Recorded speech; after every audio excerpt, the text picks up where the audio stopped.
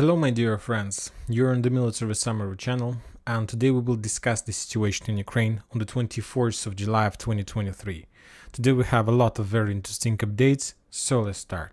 First we're going to start, of course, probably with the most important events that took place during the previous 24 hours. Of course, there were very heavy clashes on the Bradley Square. The Russians managed to advance and penetrate Ukraine's defense orders on the Kupiansk front line and so on. But it's my opinion, of course, it's up to you, but I think that the most important event that took place today was the Russian drone and missile attack against the small settlements on the most southern part of Ukraine, against the port area in the settlement by the name of Reni. This one. Why I'm saying that this is one of the most important events, you know that the previous days, the president of Ukraine, Zelensky, made a lot of events, a lot of meetings with different people, with different authorities, with different countries, and he was asking them, for example, to provide some kind of secure road for the Ukrainian ships and the ships in the Black Sea. He was asking the NATO countries to support him with the weapon. He had some negotiations with the Western countries about entering the territory of Ukraine with Western weapon, with Western army and so on, with NATO army and so on. And this night the Russians made that attack. And as you can see on the screen, you can see the videos that were made on, let's say, on the NATO bank of the river. So basically, you see that explosions and the Russian attack was exactly on the border of NATO.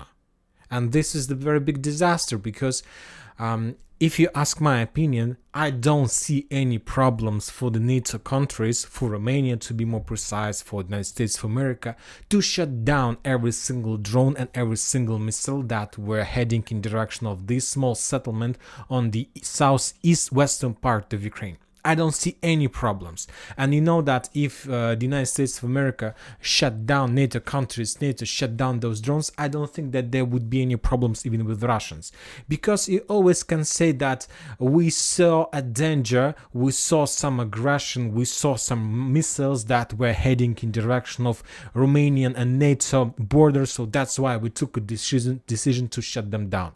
And believe me, the Russians in this case would not do anything, because take a look at this at this area, and this is exactly took place on the border between NATO and Poland, and probably a few meters to the west or 3 meters to the south, and the explosions could take place on the territory of NATO.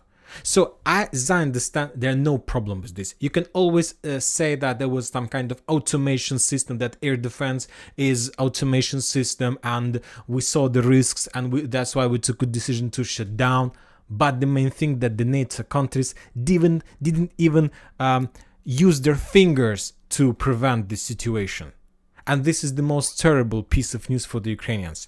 So we see that this is like a blue, we always talk about the red Russian line, but that was a blue NATO line. And the Russians, probably for the first time since the beginning of the special military operation, managed to cross this small blue NATO line a little bit, but they managed to cross this line, and the NATO countries haven't managed and haven't replied nothing to this situation. And Zelensky understand for sure that NATO countries, at least after this case, are not longer going to protect Ukraine, and they will not provide them any defense, even if the explosions will take place on the border, in a meter of the border line. Of course, this is terrible for the Ukrainians, because it completely should change their plans, if they have any plans, and it completely